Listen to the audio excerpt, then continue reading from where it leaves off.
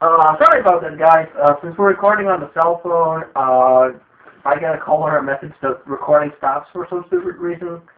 And since we don't have a computer yet, we can't edit for shit. So I guess this is going to be a two-parter, just with the final thoughts on the whole Spider-Man controversy. Where did we leave off? I recall you were talking about the YouTuber's theory about what's going to happen with Spider-Man next. Yeah, okay, yeah. So, I was looking at the review before this because I don't like to overstep on other people's thoughts. So, but it is something that I thought it was good mentioning that Dark Avenger, when he did his review, of course, he agreed that Spider-Man's going to come back. Peter Parker's going to come back into his body. But he thought that what was going to happen is that Dr. Octopus would kind of feel that this was going on, and then he would sabotage Peter Parker's life.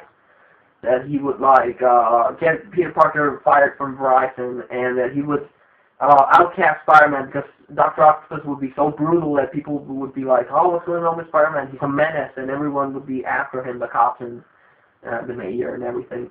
And also, he would make Mary Jane hate him, which, the way that Dr. Octopus is coming out, he's probably going to do it because he's a bit of a jerk. So that's what he thought would happen with Peter Parker, and it makes sense. Dr. Octopus, has shown that if he doesn't get things his way, he's going to screw everyone over.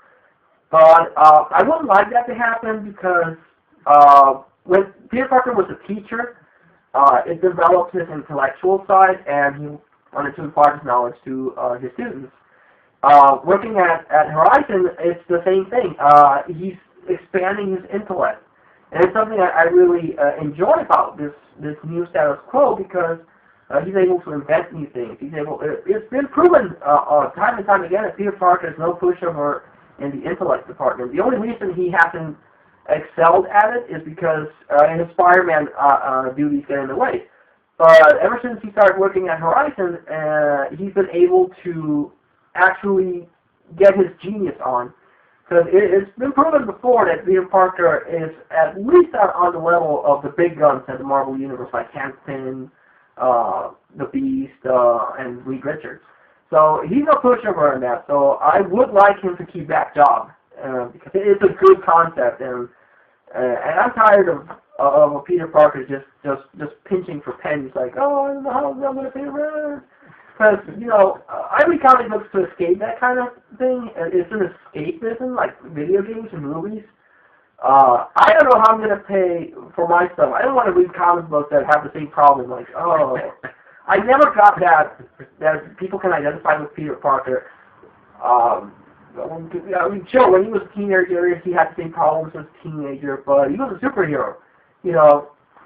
If I got superpowers, I wouldn't be all emo. I'd be like, oh, I have superpowers. Great power, great responsibility. I wouldn't go all super villain, but I wouldn't be all depressed like, I'd be like, I'm a freaking superhero. I'm going to enjoy this. So I never got that identifying with Peter Parker and the Parker look. It always got on my nerves. And I also they finally got Mary Jane back into the picture. They're finally working on getting them together. When I started collecting Spider-Man and reading Spider-Man, I didn't know about Gwen Stacy. I found out about her later on. So Mary Jane's been my character that I followed. She's been Peter's friend, his confidant, his wife. And J. Michael Straczynski, people hated his run, but he got the marriage of Mary Jane and Peter Parker. He made her into a functional character. Kind of the Lois Lane to Spider-Man, because she would cover for him, and she would try to help him out. So I want Peter and Mary Jane back together, and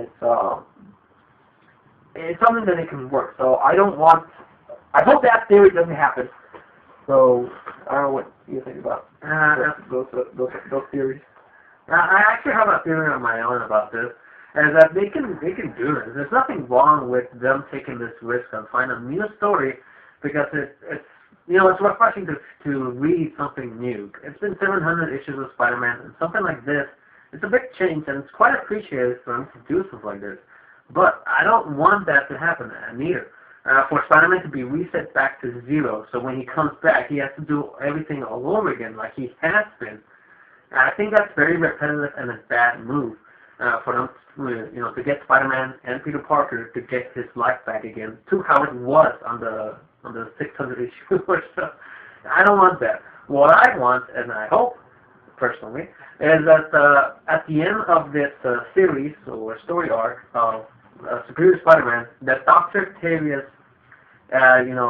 redeems himself, he's good with himself, maybe even has an astral fight with Peter Parker inside himself to realize that, and in the end, he overcomes that and he goes, okay, I redeem myself, it's time for me to go, I'll leave off as a hero.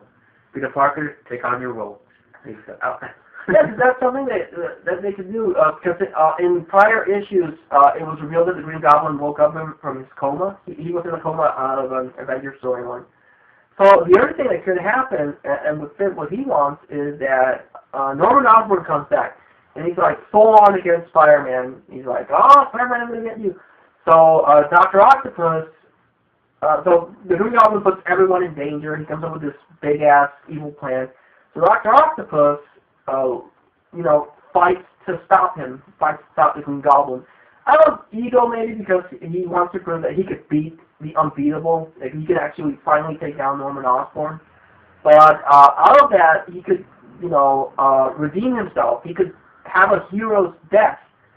Try to stop the Green Goblin, but he realizes that the only way to do that is by sacrificing himself. Not getting himself blown up, maybe, because that would kill Peter Parker's body, but maybe do something that they can send Dr. Octopus off after him being redeemed. He could redeem himself. He could see that with great power does come great responsibility, and he could die a hero's death, and Dr. Octopus can move on. And that's when Peter Parker comes back. I actually like that idea better than my original theory that Dr. Octopus turns into a hero that gets broken, turns evil, and then Peter Parker takes over again. That would actually work out a lot better. Dr. Octopus redeems himself and dies a hero, and then Peter Parker comes back. That actually I would prefer a lot. Yeah, because that's one of the things, because we all know Peter Parker's going to come back. But when he does, Dr. Octavius is going to be dead. And something I didn't like about this when I first heard about it is that nobody, in a sense, cared that Peter Parker died, except for us fans. But that's because nobody knows, and that's exactly my issue, that, nobody cares about this guy's death. But through these issues, if we make, Dr. Octavius have a hero's death, then even when Peter Parker comes back, Dr. Octavius will have a hero's death. He will be recognized as he was a bad guy, but in the end, he redeemed himself, he did good, being Spider-Man. So, hey, Dr. Octavius, you were a great villain. Thank you for everything. Have a good life. Yeah. That would actually work out better, too, I think. But again, it all depends on Dan Slott and what Marvel editorial is going to let him do. Because Marvel has this really bad history of screwing around with storylines.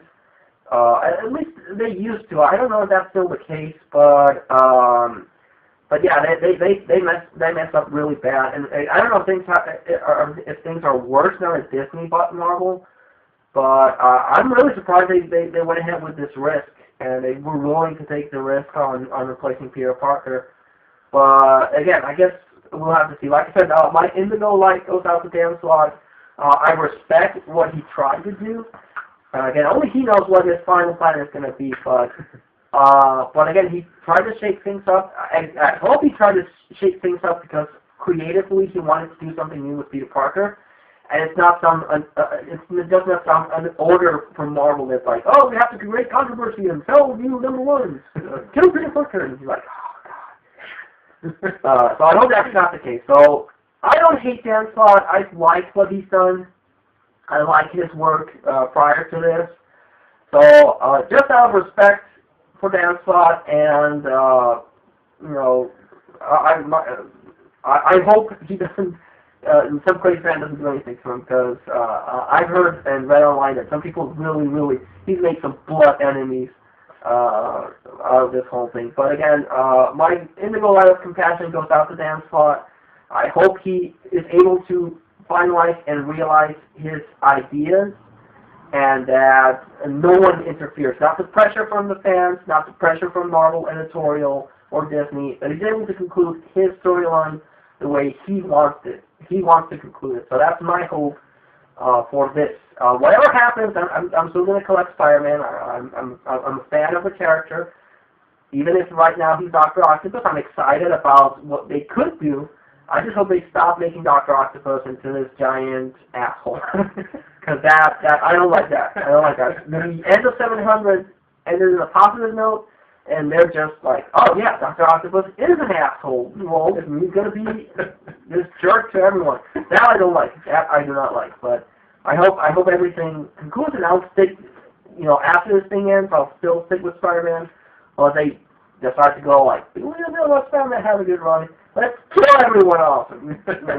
Let's be done with Spider-Man and retire the character. That would be like also very interesting. That would be insane though. It's like taking Superman out of the DC universe. It's already happened. Really? With the whole New 52 thing, Superman is not Superman. He still has a name and the costume, but I don't know who the hell he is. Oh. So it's not the same thing because they butchered Superman. I still collect Superman, but he's not the same character. We don't have to get into. I hope not. I like Spider-Man too much for all just to kick him out. Spider-Man is literally Marvel's colors, like a flag. Why ruin him? Yeah, I think he's of all the characters the Marvel Universe has. Even more than Captain America, I think that Spider-Man is like, you think Marvel, you think Spider-Man. So, yeah, but I don't know. I don't want him to go back to his old roots. But that's my final thoughts. My respect to Dan Slott. I'll still keep reading Superior Spider-Man, whatever the conclusion is. And, but yeah, that's my final thoughts. I liked issue 700. I did not like issue Avenging Spider-Man 15.1. I thought Dr. Octopus came out of that looking like a jerk. And I didn't like Dr. Octopus. I liked parts of him. I liked that he like turned into Batman and prepared for the villains. But I didn't like that his character was like this jerk that is total twat. That I didn't like. But that's my opinion. I'll still follow the character and hope for the best, which is the ring he has. And likewise, regardless of anything, most media will still keep Peter Parker. Because right now, Dr. Davis does not fit into the bill of Peter Parker. For anyone to make that confusion, and is this Peter or Octavius? No, right now it's clear who's who. So, besides, I'll still be collecting Spider-Man figures, because after all, he's my hero. So, those are my thoughts. I'll give this a try. I don't really see what's so about it, as long as they don't completely destroy Spider-Man. Well, the thing is that people get attached to their character, but again, this is not the first time they do this. Yeah. So, maybe I'm just a little more jaded that, they're going to do Spider-Man, they're going to bring him back. And Marvel has been notorious on that, because they kill off characters in major events, and then the next two issues they bring him back, like in Fear itself. That sucked. And I don't know how long it's going to, the whole Phoenix thing is going to stick. But yeah, changing comic books, it's one of the frustrating things that the thing that I want is that there be like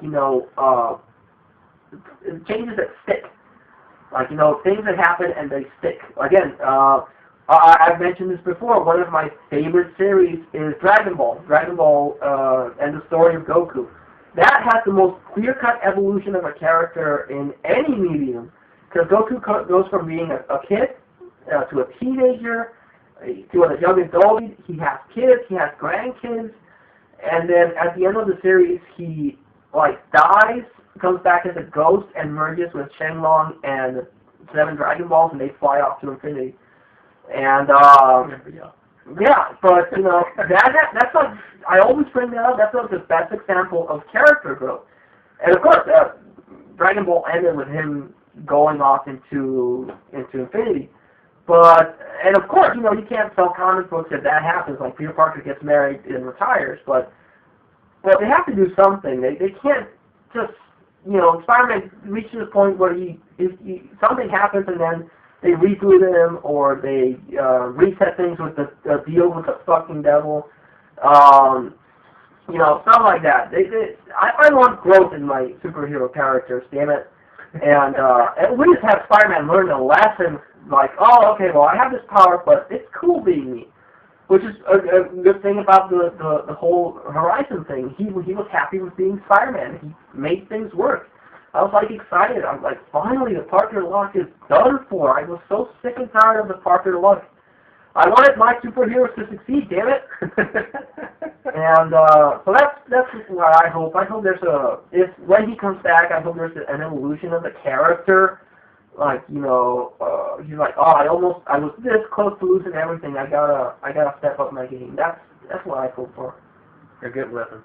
Yeah.